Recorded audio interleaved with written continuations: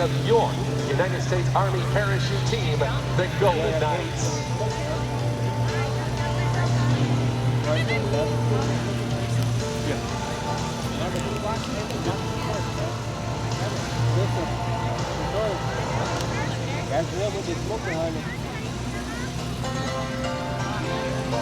A magnificent sight overhead as Kevin Coleman circles our jumper with his smoke, and momentarily we will salute our flag with our national anthem.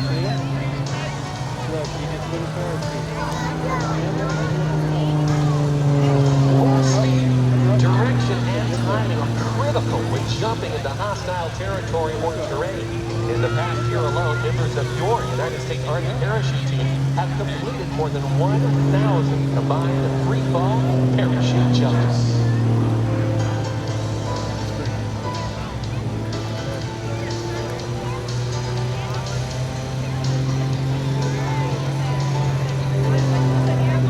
With our American flag now unfurled under Canopy, Sergeant First Class continues to work his way into the target area. And now at this time, ladies and gentlemen, if you are within the sound of my voice and you are able, if you would please stand, remove your caps, and come to attention as we honor the United States of America with the flag of our national anthem.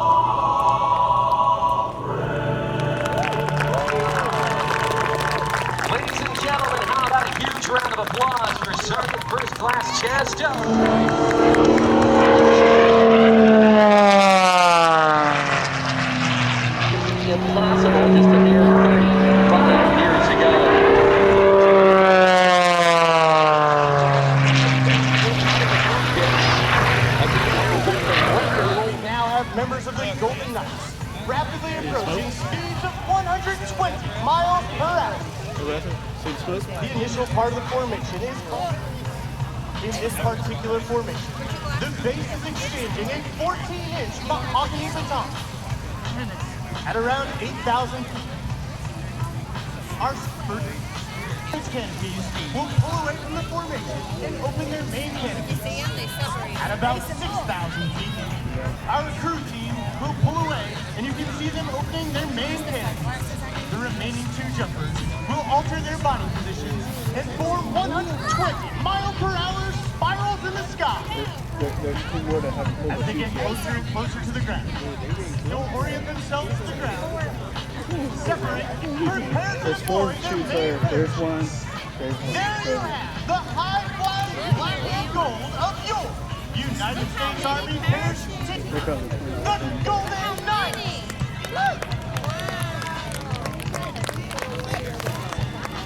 Mr. Charlie Miller, former team leader of the Eagles Aerobatic and parachute manufacturer Mr. Steve Snyder, exchanged the first baton in 1958. It was then believed that two jumpers in freefall couldn't possibly make contact. The smoke trails each jumper leaves in the sky are created by two M18 red smoke cannons, which can emit a continuous stream of smoke for up to 90 seconds. The jumper attaches these to one foot using a specially designed bracket, then ties the activation pins to a lanyard. By pulling on this lanyard, he can ignite his smoke immediately upon exiting the aircraft, while in freezing or under canopy. In more conventional Army units, these same smoke canisters are used as ground-to-ground signaling devices, ground-to-air signaling devices, or screening devices used to conceal troop movements. At 1,000 feet, the jumper does what is called a wind penetration check, checking his distance and speed across the ground. These jumpers are performing a facet of the sport called canopy relative work. They are currently in the downplane configuration and are screaming towards the ground at speeds in excess of 70 miles per hour. These jumpers train year-round on piloting their parachutes, but they always seem to fly better when they can hear the roar of a Louisiana crowd. Make some noise! If you thought landing one parachute was hard, watch as they bring the side-by-side into the target area. The jumper coming in behind them can move across the ground at highway speeds on a much smaller parachute. Once again, make some noise for our crew team!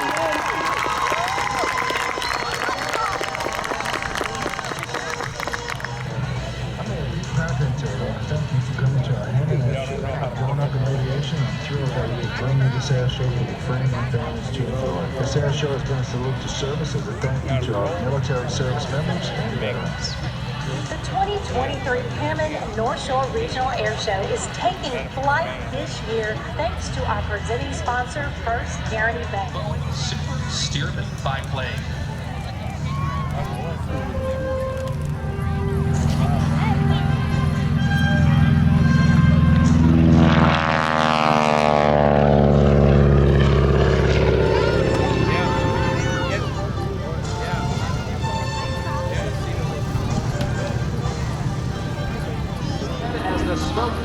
Let's give a big Hammond, Louisiana welcome to Mr. Joe Bender.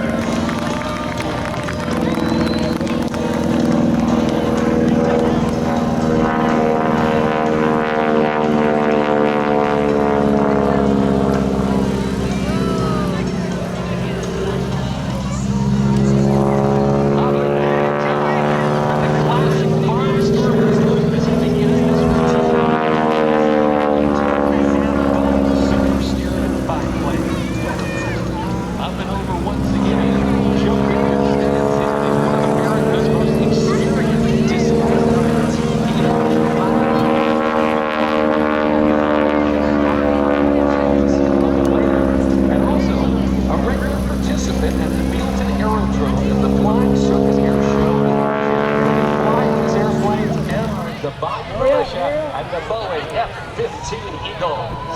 Come here, man. Come here. The F-15s, depending on their fuel load, we should see some afterburner as they pour raw jet fuel into the engines. And you can tell when those burners are lit by the orange glow coming out the tailpipes, consuming fuel at a rate of over 800 pounds per minute. From the left, here are your Louisiana Air National Guard F-15 Eagles.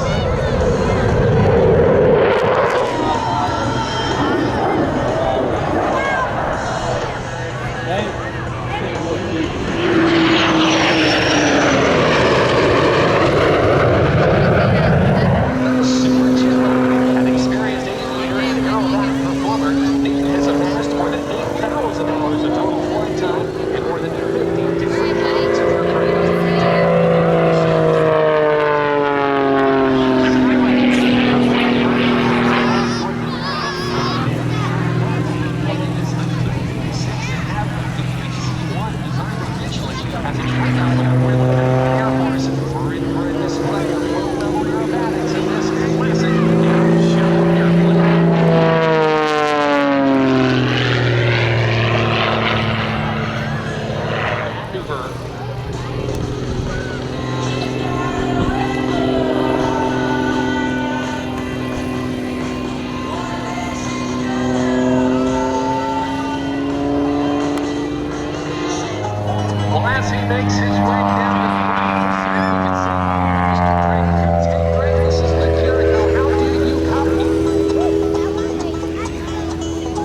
This thing gets up and goes and performs remarkably well. Start off about the vertical, a little humpy at the end for the fun of it, and then out this way, and into a reverse pivot. But you know, it's a great balance Rivet into a couple different pieces. What I didn't tell you, he's going to do it while flying upside down. Let's take a look.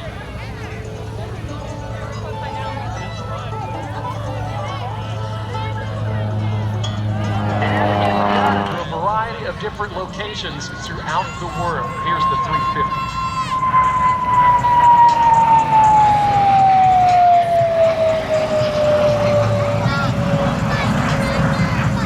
Quite a bit of performance out of him, and he starts his routine in a way that is not done by any other air show pilot in North America today, with 5 consecutive vertical loops.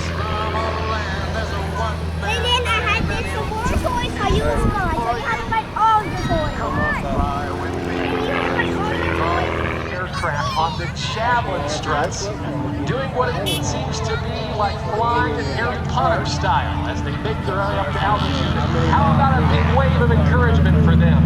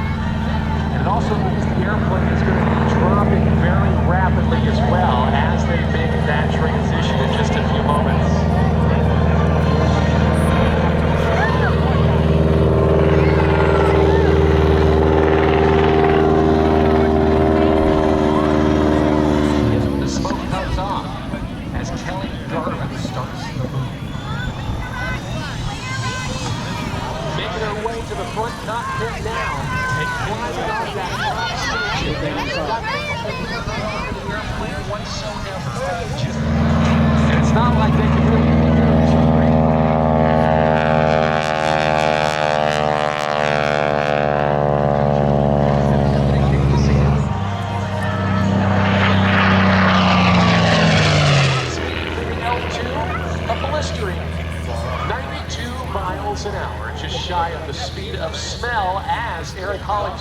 sets up for his next maneuver in the Taylor craft.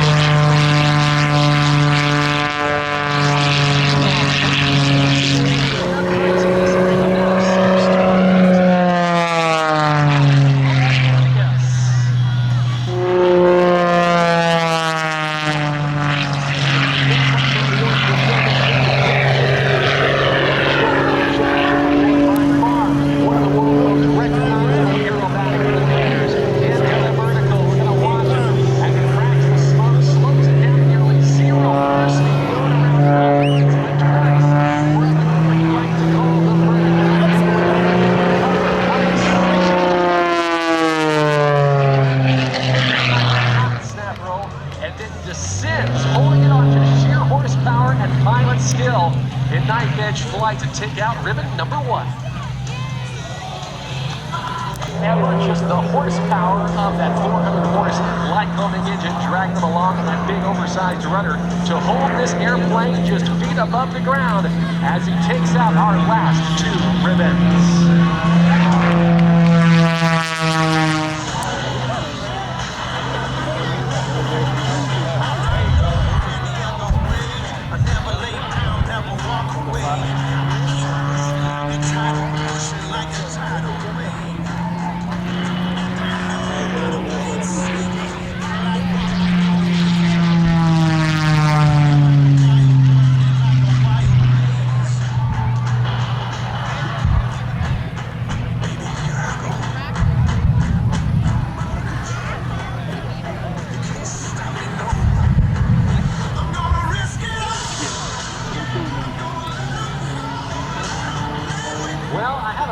this is getting just a little bit heated between Skip Stewart and Jerry McCart as Jerry brings the fire, the smoke, and the noise of Skip Stewart.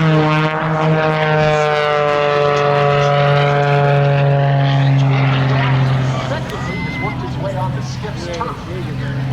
Not very sportsmanlike, if I have anything to say about it, but hey, what you gonna do? I'm not doing it.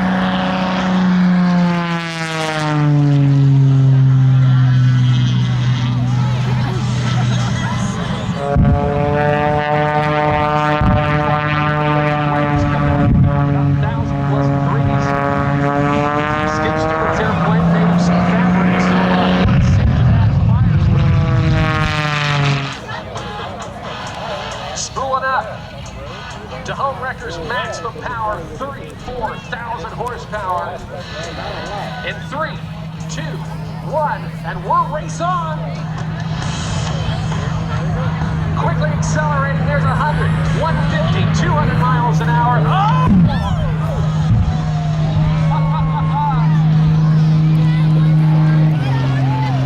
Only about 225 miles an hour on that run. I think you know that for Skip Stewart feet of runway out in front of us. A couple dips on the end, and Fred Masterson, playing grandpa, is going to drive the truck and accelerate upwards to about 55 miles an hour. Greg Koontz, flying the Cubs, going to come in, try to match that speed and attempt, that's the key word, to land on the smallest airport, the world's smallest aircraft carrier, as they make their reposition low and to our right. They're going to get turned around. A lot of weight on that truck, and you will see that deck up there, and that is only enough room for Greg Koontz to place both the two main landing gear onto it and the tail wheel. That is it. It's going to be a very challenging act indeed. All right, here comes the attempt, ladies and gentlemen. Hopefully you'll get the chance to see it as they make their way down the runway. And again, no word attempt. Will they be able to do it? We don't know. But we're going to watch now as Fred Masterson, grandpa in the truck, quickly accelerates to about 55 miles an hour. Greg Koontz working to position himself as well. We've got a little bit of a breeze here today that's on and off. That's going to make things very challenging for Greg as he continues to work his way down. But right now, they're quickly running out of tarmac. Let's watch him. He's just about got the two main landing gear on. Oh, he just about touched it. But to then wiggle, if you will, up to that top of that platform to those divots to get the airplane successfully stopped. Continuing to work now using a little bit of the differential in speed. And he's got both the tires down right now. Now, he is not done. He is still flying the airplane, and there are the divots. Now, continuing to fly the tail as he slowly works it down. That, ladies and gentlemen, looks to me to be a successful landing. How about that? Let's put our hands together for the one and only Greg Koontz and Fred Masterson and the world's smallest airport from East Tavoga, Alabama. Let's give it up for the Alabama boys.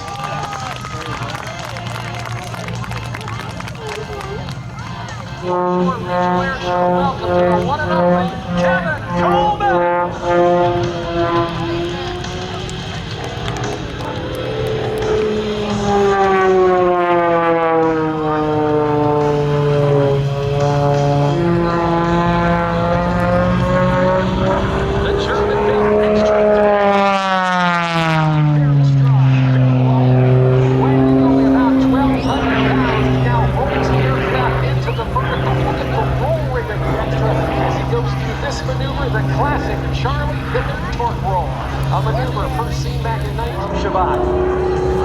Diving back down towards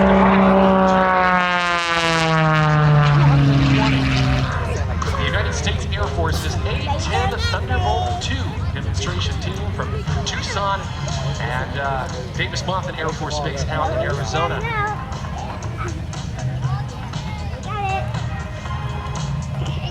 The Aeroshell Aerobatic team making their way onto the runway at this time as we set up for their full formation aerobatic routine. They have for many years and will continue to for years to come. Being by far one of the premier civilian aerobatic teams on the face of the planet today as they run up those 600 horsepower R1340 radial engines. That's it. An Aeroshell Aerobatic team. No, you have to lie.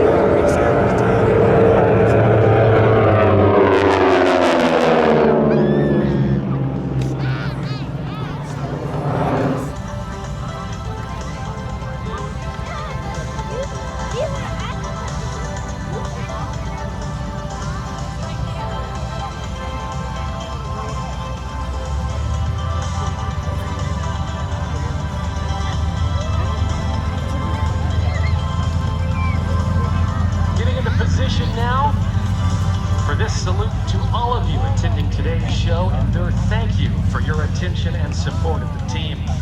Very soon they're going to be running up those big radial engines, crack the smoke, and give us a bit of a NASCAR burnout out there, so keep those cameras at the ready. Smoke on, ready now.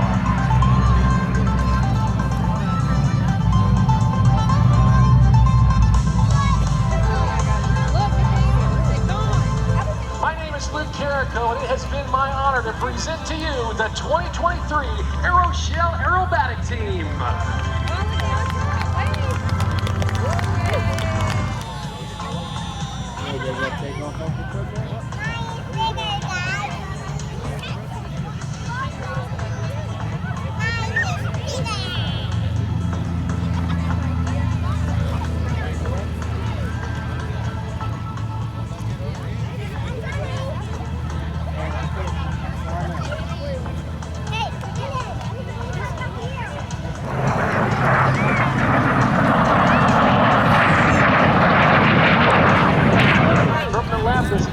Inverted to base 17.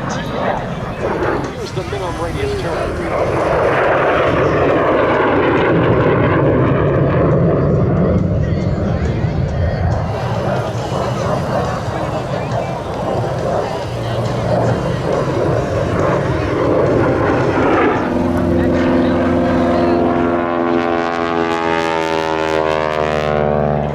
Beautiful and bold aerobatics with Carol on the top wing.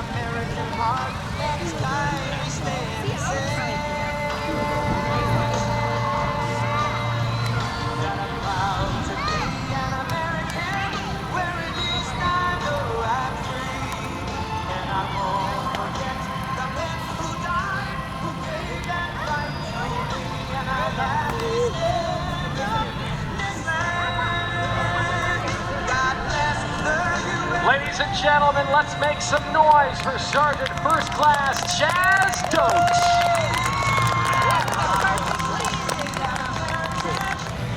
Mr. Charlie, former team leader of the Eagles Aerobatic. You get a wool on your head. Manufacturer, Mr. Steve Snyder, exchanged the first baton in 1958. It was then faces into the wings for a final approach. our first jumper brings it into the target area, watch the minor corrections he makes with the steering lines as he brings it over the target for a beautiful dead center landing. Done by his partner. Our next jumper brings it in over the target. You may notice the tail of the canopy curl under. This reduces the jumper's rate of descent as well as his forward speed. He is showing you the full flight characteristics of this Ram Air parachute as he gets another dead center landing. Much greater forward speed of up to 30 miles per hour. This enables the jumper to make it back into any tight situation, such as a downtown intersection or major league stadium. If it does float towards you, please do not attempt to catch or retrieve it. Our recovery team is on its way. The orange X. As he brings it in, watch the minor corrections he makes once again with his steering line as he brings it over the target.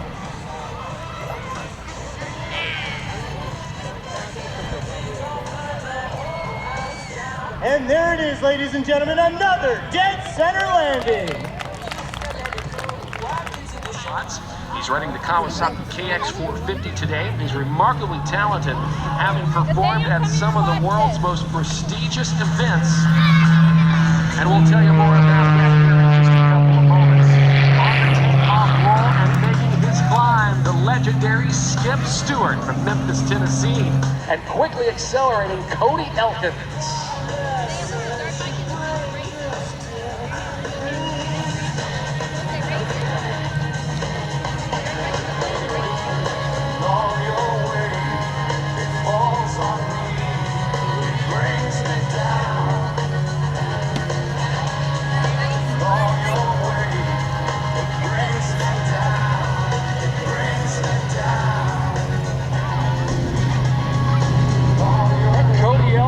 Just a couple of feet from Skip's airplane as he works to attempt ensuring concentration and skill throughout the entirety of this performance.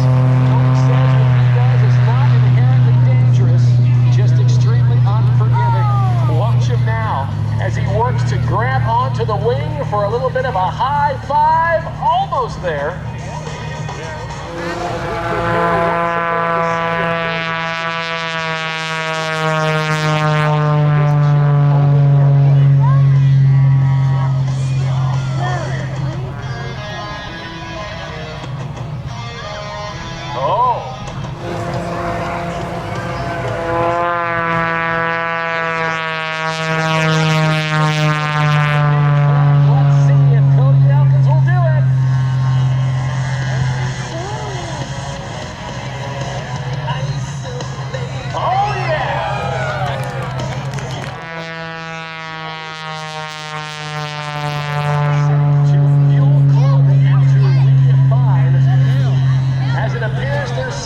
For another run, here we go!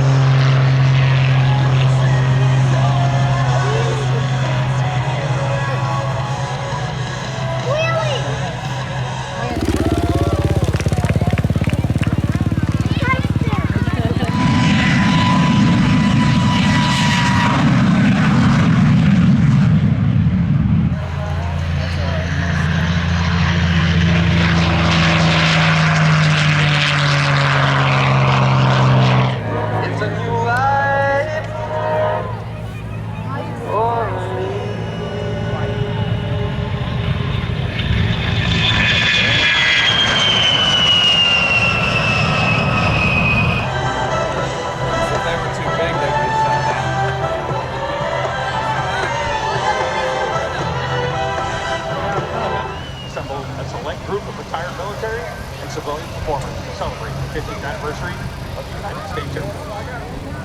This is how birds fly.